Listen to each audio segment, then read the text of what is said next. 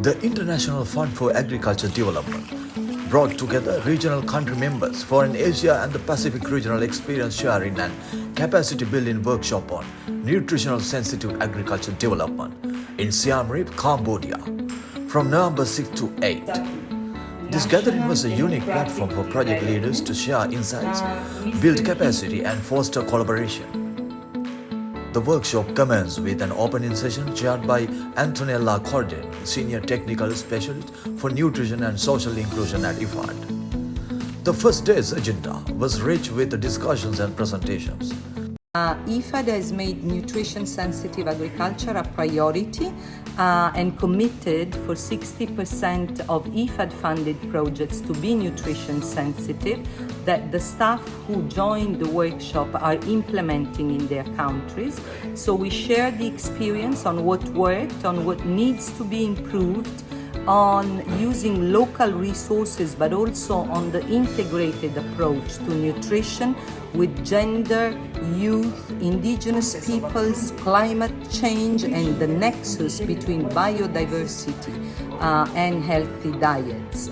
Participants explored IFAD's initiatives in the Asia-Pacific region and learned how nutrition is a corporate priority and interlinks with climate and agriculture. How climate, food systems and nutrition are interconnected, and how this is connected with biodiversity, this is connected with environment, and this is connected with adaptation, and how do we really need to start looking at nutritional and food system aspects. The importance of nutrition-sensitive value chains was highlighted through practical examples and strategic insights. Day 2 brought participants into the field. We conducted 3 field visits, and the purpose of these field visits was in order to enable participants to have a broad view of what is taking place regarding nutrition at field level. We visited an LIG, Livelihood Improvement Group, in order to observe the whole chain from production to household nutrition, to look at dietary diversity. We also visited an agricultural, an AC, an agricultural cooperative in vegetable production. Our third visit was to one of the biggest markets in Siem Reap in Cambodia, which is called the Fresh Market. Back at the venue, participants engaged in an interactive tower building activity, creatively representing their country projects' value chain development. This hands-on session encouraged teamwork and deepened their understanding of nutrition-centric development strategies. The afternoon featured presentations on monitoring, evaluation and behavioral change strategies. And so when it comes to nutrition-sensitive agriculture, is to try and make sure our food system not only supplies adequate nutrition, but in the right amounts and the right balance. And so we have several approaches that we could use to improve our food system, and this is part of what nutrition-sensitive agriculture tries to look into and incorporate. Final day, a panel discussion explored indigenous food systems as a pathway to sustainable change. Participants contributed actionable recommendations that align with their annual work plan and budget. The event concluded with a gallery walk where each country showcased their key takeaways and strategies, fostering a spirit of shared learning and commitment to impactful agricultural development.